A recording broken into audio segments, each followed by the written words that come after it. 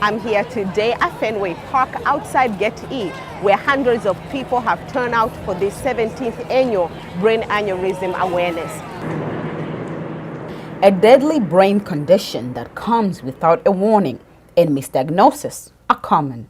My name is Bob Halloran, and I had an aneurysm, brain aneurysm rupture almost 2 years ago.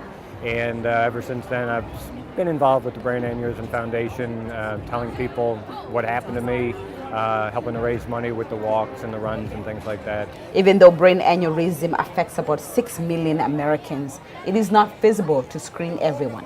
Prioritization is key.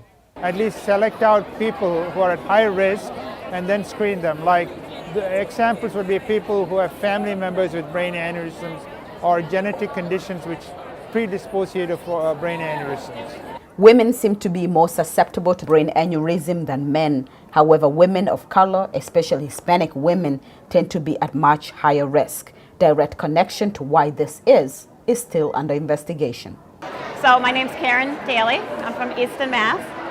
January 25th, 2014, I suffered a ruptured brain aneurysm. Was med-flighted to Brigham and Women's Hospital. Spent a month in ICU. Had 3 aneurysms clipped. And 4 years now, I'm here with all my friends and family, walking to raise awareness for the Brain Aneurysm Foundation. Brain aneurysm have no warning signs, but strong headaches, especially when you have no history of experiencing them, would be a hint. Brain aneurysm is not a selective disease or disorder. It can affect anybody, young people to adults, healthier people to those with history of brain aneurysm within their families. I was very healthy, exercising every day, and as a matter of fact, when it ruptured, I was exercising. Well, there are some things that cause brain aneurysms. One is smoking. We know that smokers have a very high risk of, so if you're a woman and you smoke, maybe you should quit smoking. Hypertension actually can make it worse. Controlling blood pressure is important. And living a healthy lifestyle, which provides good vascular health, good diet, good exercise, all this help. The Brain Aneurysm Foundation actually started in Boston, Massachusetts back in 1994, and initially started really to raise awareness and also to provide support for the patients and their families who are affected.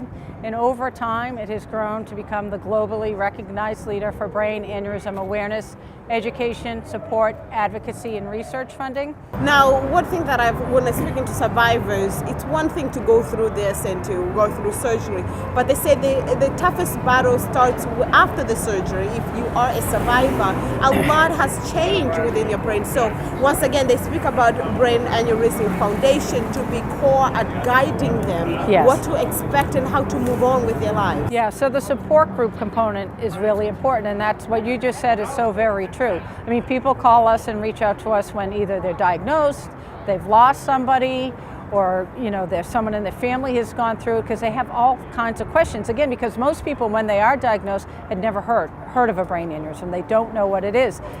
But sometimes it's really hard on the caregiver in that initial hospital phase because so many patients don't remember it. So it is true, the journey for everybody really begins when they go home. Brain aneurysm is underfunded, receiving an approximately of 1% of the federal funding. But the foundation is optimistic with the new bill, Ali's Law, that aims to increase more funding towards the cause. Now, it's always wonderful to be at the Fenway, and especially today, more than 1,000 people showed up for this year's 17th annual Brain Aneurysm Awareness Challenge. Whether it was through a 5K run or 2.5K walk, families and survivors who are here today to raise an awareness. This is a very serious brain condition that affects more than 6 million Americans. So to know the symptoms, to know the signs is very important, because one day you may save a life or save your own life. So not to cause a panic, but to know what brain aneurysm is and to be mindful of those symptoms is very key. Reporting from the Fenway, I am Queen Banda of WCTV, and thank you so much for joining me.